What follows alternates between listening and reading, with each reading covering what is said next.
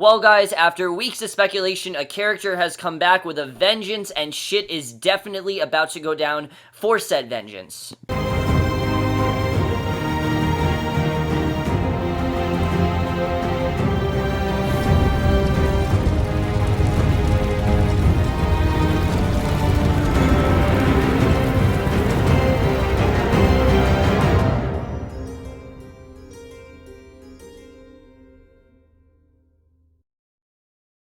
Hey guys, Cameron for Game of Thrones Season 6, Episode 7, The Broken Man, and obviously I was definitely looking forward to this episode, definitely really been enjoying the season, as you guys know, and this episode was another amazing episode. I mean, we had some great returns this episode, there were a lot of highlights here, a lot of big stuff is happening, and definitely a lot gearing up for the final 3 episodes of the season, which of course, unfortunately, I won't be able to watch next week's episode live because of the Tony Awards, which I'll get into after this video, but let's just get into this episode. There's a lot to talk about, and a really welcome return as well. Like I said, there was a big return here, and the end of the episode implies this definitely is not a good thing.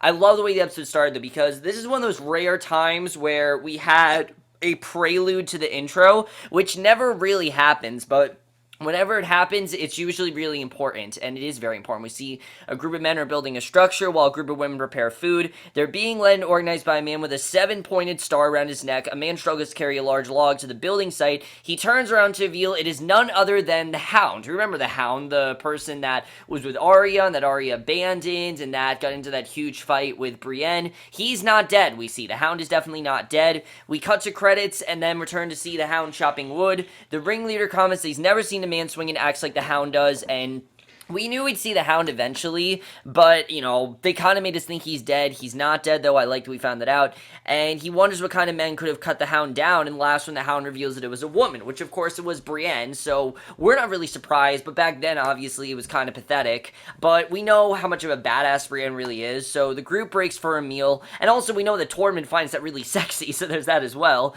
So the group breaks down for a meal, and the Hound takes his alone, which is kind of sad. He's all alone. The leader joins, remarks that the man seem afraid of him. He recalls finding the Hound on the road, believing he was days dead already, and the leader asks who kept the Hound going. The Hound says that it was hate, but the leader believes that the gods aren't done with Sandor Clegane, and Sandor wonders why the gods haven't punished him if they're real, and the leader says that they have, and it's really sad, because honestly, you do want things to kind of go well for the Hound. You don't want, and the Hound's kind of all alone right now. But in many ways, you do understand why. I mean, he did get his ass kicked. You don't mess with Brienne. You definitely do see that here. And I definitely did like seeing that. That was a good introduction to the Hound. I like seeing him again. A good reintroduction to the Hound. I definitely like seeing that. That was a very good way to start things out. So as we know, last week, Margarey was surprisingly set free. And there's a big part of this episode that deals with that. I definitely really did enjoy that. She's reading from the Book of the Mother. And the High Sparrow finds her there. And she quotes from the book. And I'm like, oh no, he's going to try to manipulate her. Because we know obviously what the High Sparrow wanted her to do with Loras. She didn't do it. I thought that the High Sparrow was going to try to negotiate things with her, and basically he recalls how she used to act to help the poor but never really loved them. The High Sparrow brings up that the king mentioned she hasn't joined him in bed since her release, which is really interesting considering that's her husband, and he reminds her that the king must have an heir if they are to continue their good work, which honestly, yeah, I mean, he's not wrong. That's kind of just how it's supposed to go. The king needs an heir, and he says Margarey has made great progress. He hopes her grandmother will do the same. He calls her an unrepentant sinner and says that he worries for her safety, and basically that if she's not going to give, you know, the king what he wants, then she should very, very much be worried. So she meets with Olenna in the company of the Septon. I think this is the first time we've seen Olenna all season, which I think is awesome because I always really like Olenna's character. But the High Sparrow will only set Loras free if he repents and lives his life as a penitent, forsaking name and title, which obviously he doesn't want to do. He wants to be himself, but of course he can't be himself because, like I said, homosexuals were not allowed back then, and she encourages Olenna to leave and slips something into her hand where the Septa can't see. Olenna agrees to leave, but says she's seen Margarey before, and Olenna unrolls the paper, and Margarey slipped into her hand to reveal a rose, the sigil of their house, which is very interesting. I like the way that was done. I like the way that Margarey seems like she has something else up her sleeve. You can definitely tell. You don't really know what she has up her sleeve, but definitely she's going to make sure that she gets her way and that she's not going to let the High Sparrow control her, which again really goes to that theme of this season, that women are the ones in control, and I think it's really cool the way they're doing that. I really do enjoy that, and it's really adding a lot to this season. The women are the ones in control. I really do enjoy that overall, and yeah, so that was really good. So the free folk don't believe that Jon's fight is theirs. We do get to see Jon and Sansa again in this episode, which is good, because I said that's probably my favorite storyline right now.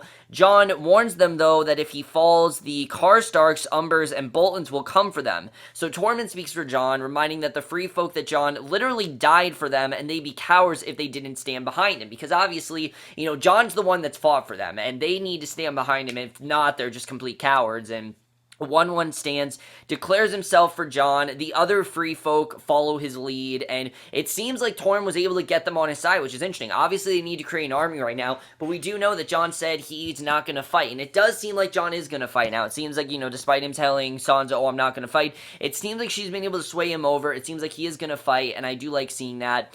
So Cersei and the Mountain meet with Olenna. Cersei has heard that Olenna is leaving, because obviously Margarey wanted her to leave, and Olenna says it's none of Cersei's concern, which really it's not. I mean, Cersei really has no power over her, and that Cersei's stupidity is what got them into this situation. It's really, you know, like I said, King's Landing is not a very safe place right now, so it would make sense why she's leaving.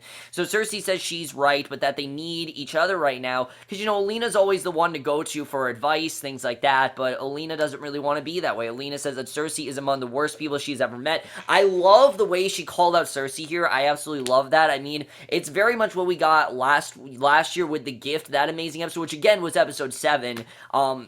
But Olenna says she's leaving before the High Sparrow throws her into a cell, and that because she's worried she's going to go to jail, and that Cersei should do the same, reminding Cersei that she has no support anymore. Remember that Olenna's the one that killed Joffrey. We remember that she's the one that killed Joffrey. She's never fessed up to it, but I think she's kind of worried that that secret is going to come out, and that's why she's leaving. But also the fact that she wants nothing to do with Cersei, and that Cersei should leave too, because Cersei is obviously in danger. Cersei's gone through a lot of shit, and she's going to go to prison as well. So Cersei really has no support anymore. Even though there's the fact that Margarey was released, Cersei still is not liked by really anyone because of what she did, which is completely understandable. I mean, when you do something like the Red Wedding, and that's basically you're the cause of that, you can't really get forgiven for that. I mean, a lot of people died that day, and you really can't be forgiven for something like that, and I can totally understand. And I'm glad that, you know, we're reminded of that, because that is the main reason of what's going on there. I definitely really did enjoy that. I thought there was some really good stuff there. By the way, there was no Bran in this episode, surprisingly. That was the only character that wasn't here. Bran was not in this episode at all, but other than that, you know, I still, like I said, really did enjoy this episode regardless.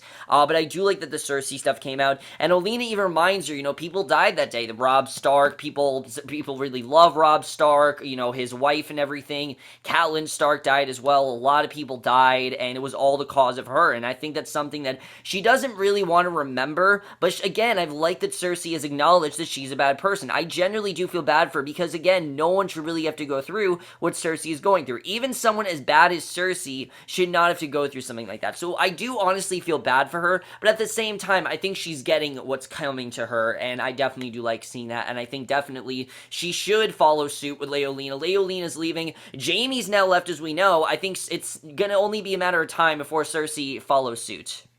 So speaking of Jaime, a big question we had last week is, what was Jaime actually going to do? Was he going to try to kill the High Sparrow? Was he going to stay with Cersei? Or was he going to do what Edmure wanted him to do? Well, we see right away he is, in fact, riding to River One with Bronn at his side and an army at his back. And Bronn comments that the siege looks pathetic. And Jaime promises to make Bronn his right-hand man once he takes control of the Lannisters' forces laying siege.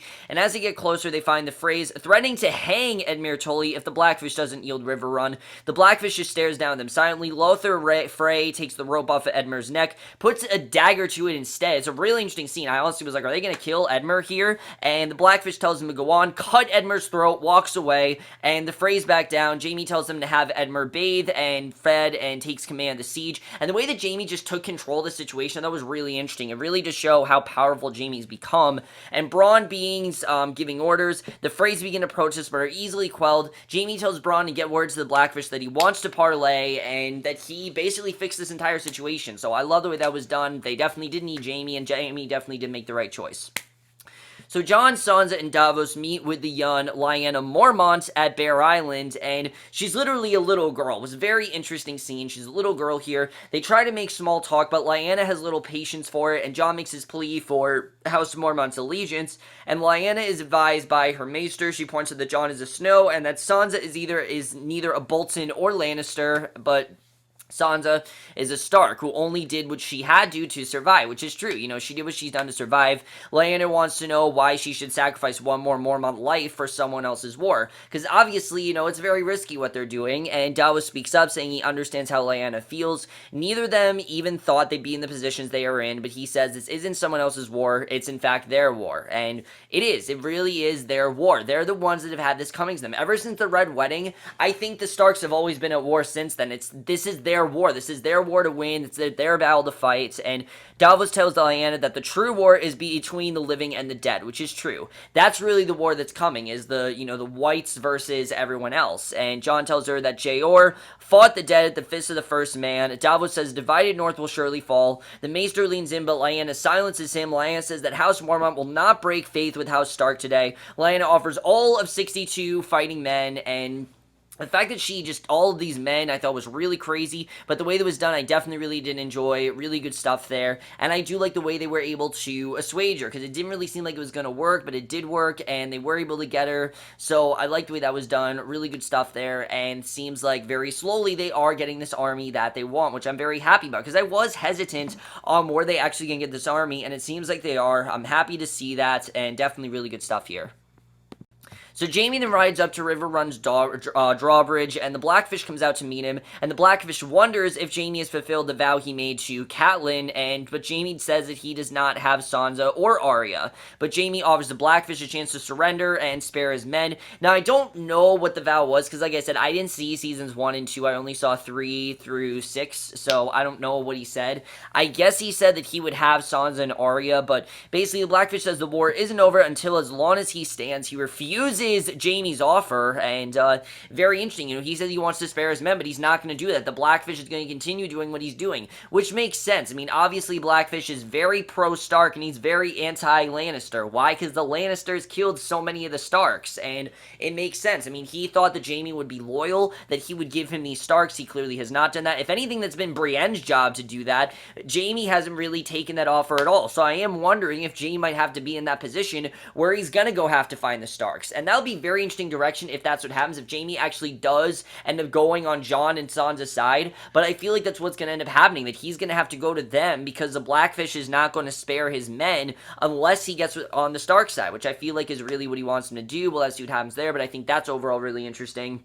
So Jon pleads with the Glovers, but the Glovers remind Jon that it was the Boltons who helped them take their castle back from the Ironborn. Lord Glover asks who is in this army, and Jon tells him House Mormont, but mostly Wildings. Glover sends him away. Sansa reminds Lord Glover that his house is sworn to House Stark. Glover angrily reminds Sansa that his brother answered Robb's call to war, then reminds Sansa that Robb was a foreigner when the Ironborn took their castle. He says House Stark is dead, that it's no longer a thing. The Starks died when the Red Wedding happened, and that's kind of true. I mean, the Starks all went on their own, as we know. The Starks used to be together, but ever since then, they've all gone on their own. Sansa and Jon is the only reunion we've had since then, and, Arya's still out on her own.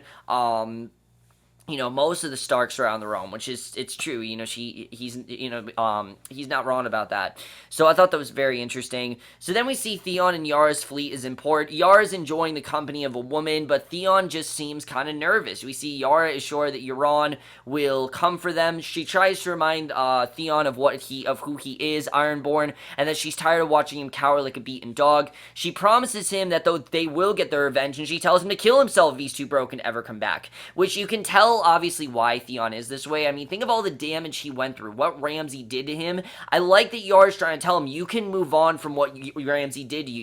You are not just Reek, you are a lot more than that. And I like that Theon kind of has PTSD. I mean, it's not really PTSD, but that's kind of what it is. He can't really move on from what he did to him. I think it's a very interesting situation. I really do like the way it's playing out. It's one of probably the most compelling things they've done with Theon. If I remember correctly, Theon was not a very liked character until what happened with Reek. This has made us care about him a lot more. Otherwise, her plan is to make a pact with Daenerys and take back the Iron Islands. So Theon says he's with him, and that's what's going to end up happening, is that she's going to go with Daenerys and everything. So I think that's overall really interesting, if she's actually going to ally with Daenerys, which we did not see Daenerys in this episode, surprisingly. I was surprised because a lot of these episodes, they've been very Daenerys-centric lately, and this one was barely had Daenerys at all, so I thought that was really interesting. But I do like where we're headed with Theon. Like I said, it does seem like he's going to try to maybe, hopefully, get his strength back. I don't know if he's going to. We'll have to see what happens with that, but that's overall going to be really interesting. So Jon's army is encamped in the mountains, which is less than they hoped it would be, unfortunately, but at least they do have somewhat of an army, just not nearly as big as they think, which again kind of makes me think that Jaime and his army are going to go to them just so he can, make sure his men are spared. But Davos says that they still have a chance, that they're careful and smart, because really, I mean, while there might only be a significant few of them, they're very smart, and they're very, they have very good tactics. Then they might be able to take them down. And after Davos walks away, Sansa insists that they need more men. Obviously, there just isn't enough, but Jon is determined to fight with the men they have, saying that there isn't time. And I mean, think about it, Jon led the Watch, and there weren't many people in the Watch, if you remember. There were a good amount, but it wasn't like, 200 something. It was only like 20 something. And basically, Sansa says they need more, but they really don't have much time. And Sansa then sends a raven, signed as Sansa Stark and sealed with House Stark's sigil. So clearly she wants to find more men. She's not giving up. And again, that's something I'm loving about Sansa, is her perseverance, the fact she's never giving up. She's very brave to do this. And the fact that she's not going to let anyone tell her what to do. It's a new welcome plot development. I love what they've done for Sansa, and it's really adding to how much I love her character. I've always really liked Sansa, but especially this season, I think this is probably Sansa's strongest season yet, just because of how brave and reckless that she kind of is. I mean, this is a very interesting situation. The way she's playing out, I think, is overall really compelling. So back with the Hounds group, the leader's telling a story of how he used to be a soldier. He recalls the terrible things that he did. He recalls the shame he felt after murdering a young boy while the boy's mother screamed. It's a very sad story. He says it's never too late to stop hurting people and start helping them. 3 men then ride up to the group. The men claim to be protecting the people, and one asks if the group has horses or food. The leader welcomes them for supper. One of the men told the group to stay safe, but then rides off, and later the Hound is chopping wood when the Septon finds him, and the Hound warns him that those people were with the Brotherhood and that they'll be back for whatever they can get. And basically, you can tell the Hound really doesn't trust who he's with, and he only really trusts the Septon, so I think that's overall really interesting, because these men really don't want to help him at all. He feels very alone, but I did like that scene, though, of hearing about, what this young boy did, of everything, after he murdered this young boy. It's a sad scene to think about, but again, it makes you remember, what a soldier has to do. They have to do some things they're not okay with, things that don't really seem justified. Look at the movie American Sniper. That's what that whole movie's about, is that they had to do things that really weren't okay, and I'm not really comparing American Sniper to this. I mean, it's not really the analogy I'm trying to get here, but that's kind of what I thought of the scene. I'm like, this is kind of like American Sniper. It's like a medieval American Sniper in that scene, so I thought that was definitely very interesting. So Arya walks through the streets of Braavos. She books passage to Westeros, then leaves at dawn, then looks at the Titan of Braavos. An old woman walks up behind her, suddenly stabs her. She tears off her face to reveal the waif, and Arya fights back, plunges into water. She only comes back up after the waif leaves. She walks through the street, wet and bleeding out from her guts, and next week's episode is called No One, and the real question is Arya really becoming No One? Because we know that she isn't No One. She is, in fact, a Stark. She'll never be No One, even if she wants to be, and I feel like this episode is implying that what Arya wants, she's never going to get, which is kind of sad, but I feel like it's what's going to happen. Now, what happened to her whole thing with Crane? I don't know. We kind of annexed that in this episode. I'm hoping that's not gone forever, because that was one of the most interesting plot points we had last week, so I'm hoping it's not gone, forever, but for me, I would have wanted to see a little bit more of that, because we didn't see any of that this week, so Arya's plot, I'm back to being confused on what's actually happening here, but, good stuff with Arya, but now I'm back to being confused. I still don't really know what's going on, but speaking of Arya, we then see the Hound. He's continuing gathering wood. He hears noise, returns to his encampment to find the Septon's flock murdered, and the Septon himself hung, and he grabs an axe, he walks away, and you know that he's definitely going to do something. He's probably going to go after most of, the people he's with. We don't know who hanged the Septon, but someone definitely hanged him. A perfect way in the episode. That is how it ends, but now let's get more into this episode. So overall, guys, another great episode. I will admit this was a little bit slower than usual, and I wasn't 100% focused on this episode because I was doing something else. That's something else you will see tomorrow night. I'm not going to tell you what it is, but there's something I'm doing in my school. Probably going to post, what I do tomorrow night. You guys will see that, but that's what I was doing. I was doing two things at once. I didn't get a chance to really focus on this episode, but I really did enjoy it overall. I thought there was some very good stuff here. Let's talk about the Hound, because I don't really know what the Hound is going to do. Who murdered the Septon? What is he going to do? Who is he going after? We don't really know, but definitely he's going after. He has a vengeance, and he's definitely going after them. As far as Arya goes, is she going to realize the Hound's alive? Because we know, of course, how dangerous the Hound was and that she sent him away. So what's going to happen there? Is she going to get back with the Hound? I'm not really sure. I think that's overall going to be really interesting. And is Arya, can she really be no one? Because I know Arya really wants to be no one, but she's not no one. Like I said, she's a Stark, and she'll always be a Stark, and that'll always be a part of her. So is she really, no one? I don't think she is. We'll have to see where that goes. That's going to be very interesting as well. I don't really know. Again, like I said, I don't really know where her storyline is headed. Probably the most interesting stuff in this episode for me, again, was Jon. I really do love where Jon and Sansa's storyline is headed. The fact they don't have enough men, and the fact that now Jaime is being told that basically, by he was told specifically by the Blackfish that the war isn't over until as long as he stands. I'm thinking that he's going to try to go to Sansa and Jon's army and basically try to join them. I think that might be the best thing for him to do, because he'll be loyal to them. He'll show loyalty. The Blackfish, like I said, is clearly pro-Stark. He wants to ally with the Starks, and if he sees he's allied with the Starks, he might spare Jaime and his men. We'll have to see what happens with that. I mean, maybe not, but that's kind of where it seems like it's going for me. I mean, you can never predict what's going to happen in Game of Thrones, especially this season, because nothing is based off a book or anything. So I don't really know, but I feel like that's where we're headed. As far as Theon and Yara go, I think it's a very interesting development. Can Theon really move past what Ramsay did to him? I feel like he wants to, but at the same time, it's kind of hard for him to do. I mean, how do you really come back from that? It is very hard when you're someone's slave for so long, and then suddenly you're not. It's something that Theon clearly isn't used to, and he doesn't really know if he really is meant to, fight and everything. I think it's very interesting overall the way that that's playing out. And is Yara really going to be able to make this pact with Daenerys? Is that really going to go the way she wants to? Like I said, I mean, Daenerys wants power regardless, and we'll have to see where that goes. Cersei. Is Cersei going to leave with Olenna? I think it's the best thing if she does, because obviously it's not really safe for her anymore. So is she going to leave? I don't really know. And as far as Margarey goes, is she going to listen to what the High Sparrow says? Well, let's see what happens with that.